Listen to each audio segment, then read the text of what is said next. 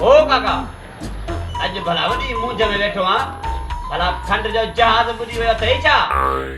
ओ बा खंड जो जहाज कोन बुडवा बाकी गणती अदनु गणती वडिया केड़ी गणती थी काका खाइण का अन्न को नहीं या जुआ में पैसा हाराया हुआ बस बस काका बस मां समझी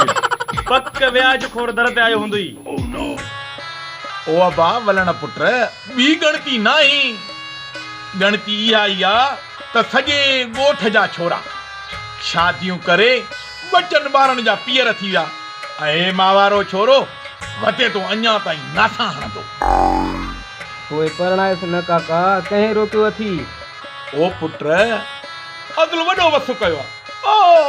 मुल्क घुमियो आ कंहिंखे असां नथा वणूं को वरी असांखे नथो वणे घोट त आहे कुंवार मिले त शादी थे न बा कोड़ो संग मुंजी नजर में आए जवे त वठी जाए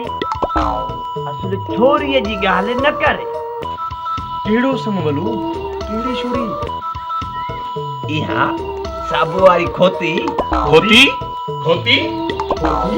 न न न न मुंजो मतलब बात साबू वाली छोरी छोरा छोरी एड़ी याद मुंडी ते टिक कबूला कबूला कबूला ओबा मुने ना शादी कराए ओबा ओबा ओबा अरे थुका ले खलना ला बमटे थबुर न तो करे ओ अबा वलण छोकरी अंगे उजबे त सिधी आहे न मुंजो मतलब बात अंधी कहानी जडी लिंगन में त सिधी आहे न गाल थो करे काका हथ एड़ा हथ अथसी न फेर वरी बजंगा न समझो चार समझो चार ही जो छुड़े थी सत घर घुमी पोई थी मोटी अबा भला फकीरानी आ छा गंद गंद एड़ा जण मोतन जी कतार जव चणा असुल कमंद या पूपा भी चबाड़ी थी जब चना भी खाईंदी आ न काका इहा कुंवार जे डंदन जी तारीफ तो करे अलाए मुंहिंजा वरी ख्याल ॿिए पासे हलिया विया पुट घर जो कमकार त ईंदो अथसि न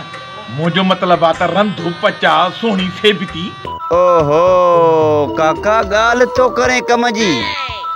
एडी त ताकत वारे मजबूत आहे जो 12-15 मण